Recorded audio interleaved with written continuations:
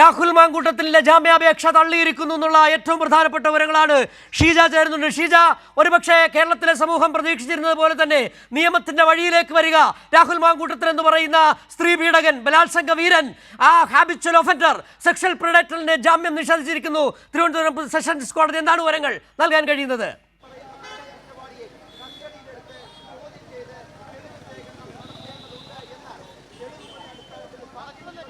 രാഹുൽ മാങ്കൂട്ടത്തിൽ ബലാത്സംഗ കേസിൽ രാഹുൽ മാങ്കൂട്ടത്തിന്റെ ജാമ്യാപേക്ഷ തിരുവനന്തപുരം പ്രിൻസിപ്പൽ സെഷൻസ് കോടതിയിൽ തള്ളിയിരിക്കുന്നു. ഏറ്റവും പ്രധാനപ്പെട്ട വിവരങ്ങളാണ് ഇപ്പോൾ പുറത്തു വരുന്നത്. രാവിലെ തന്നെ പ്രോസിക്യൂഷൻ കൃത്യമായ അധിക തെളിവുകൾ കൂടി സമർപ്പിച്ചിരുന്നു. രണ്ടാമത്തെ പരാതി കൂടി, അതിന്റെ FIR കൂടി കോടതിയിൽ നൽകുകയും ചെയ്തിരുന്നു. തെളിവുകളടക്കം കൃത്യമായി തന്നെ ഒരു ഹാബിച്വൽ ഒഫൻഡർ ആണ്, ലൈംഗിക കുറ്റവാളിയാണെന്ന് ബോധ്യപ്പെടുത്താൻ പ്രോസിക്യൂഷന് കഴിഞ്ഞിരിക്കുന്നു.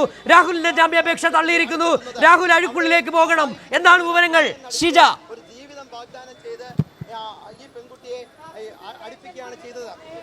തീർച്ചയായും സിജു, ഏതായാലും രാഹുൽ മാങ്കൂട്ടത്തിന്റെ മുൻകൂർ ജാമ്യാപേക്ഷ തള്ളിയിരിക്കുകയാണ്. അല്പസമയം മുമ്പ്, അതായത് കോടതി ഇപ്പോഴാണ് ഈ വിധി പറഞ്ഞിരിക്കുന്നത്. കാരണം എല്ലാവരും ഉറ്റുനോക്കിക്കൊണ്ടിരുന്ന ഒരു വിധി തന്നെയാണ് ഇത് എന്നുള്ളത് എടുത്തു പറയേണ്ടതാണ്. കാരണം അത്രത്തോളം ശക്തമായിട്ടുള്ള വാദമാണ് കോടതിക്കുള്ളിൽ നടന്നിട്ടുണ്ടായിരുന്നത്.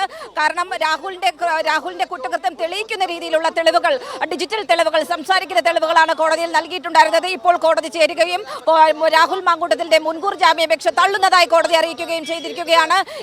ഇതിൽ നിന്നും വ്യക്തമാകുന്നത് ഏതായാലും രാഹുലിന് ഇനി അറസ്റ്റിൽ നിന്നും രക്ഷപ്പെടാൻ ഒരു വിധത്തിലും സാധിക്കില്ല എന്നുള്ളതാണ്. കാരണം അവർ പ്രധാനമായും മുന്നോട്ട് വെച്ചത് രാഹുലിന്റെ അറസ്റ്റ് തടയാൻ വേണ്ടിയിട്ടുള്ള പല നീക്കങ്ങൾ പ്രതിഭാഗത്തിന്റെ ഭാഗത്ത് നിന്നും ഉണ്ടായി. പക്ഷേ ഒരു രീതിയിലും കോടതി അത് അംഗീകരിക്കാൻ തയ്യാറായില്ല എന്നുള്ള കാര്യം തന്നെയാണ് ഈ ഒരു ഘട്ടത്തിൽ വ്യക്തമാകുന്നത്. രാഹുൽ മാങ്കൂട്ടത്തിന്റെ ജാമ്യാപേക്ഷ അത് തിരുവനന്തപുരം ജില്ലാ സെഷൻസ് കോടതി തള്ളിയിരിക്കുകയാണ്. അത് ഏറ്റവും പ്രധാനപ്പെട്ടത് പ്രോസിക്യൂഷന്റെ വാദങ്ങൾ, പ്രോസിക്യൂഷൻ മുന്നോട്ട് വെച്ച തെളിവുകൾ, അതെല്ലാം ശരിയാണ് എന്ന് അംഗീകരിച്ചുകൊണ്ട് തന്നെയാണ് കോടതി ഈ ഒരു തീരുമാനം എടുത്തിരിക്കുന്നത്. രാഹുലിന് കുരുക്ക് മുറുകി കഴിഞ്ഞിരിക്കുകയാണ് സിജു. ഒരു തരത്തിലും ഇനി രാഹുലിന് രക്ഷപ്പെടാൻ സാധിക്കുകയില്ല. പല രീതിയിലുള്ള നീക്കങ്ങൾ രാഹുലിന്റെ പക്ഷം നടത്തിയിരുന്നുണ്ടെങ്കിൽ പോലും ഒരു തരത്തിലും രാഹുലിന് രക്ഷപ്പെടാൻ സാധിച്ചിട്ടില്ല എന്നുള്ള കാര്യം തന്നെയാണ് ഈ ഒരു ഘട്ടത്തിൽ വ്യക്തമാകുന്നത്. രാഹുൽ മാങ്കൂട്ടത്തിന്റെ ജാമ്യാപേക്ഷ തള്ളിയതിൽ നിന്നും വ്യക്തമാകുന്നത് പ്രോസിക്യൂഷൻ കൃത്യമായ രീതിയിൽ കാര്യങ്ങൾ കോടതിയിൽ അവതരിപ്പിച്ചിരുന്നു.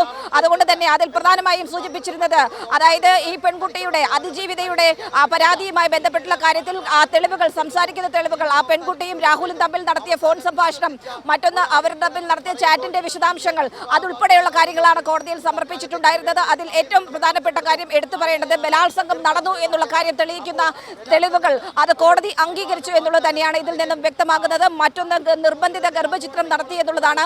അതും തെളിഞ്ഞിരിക്കുന്നു. അതിന്റെ തെളിവുകളും കോടതി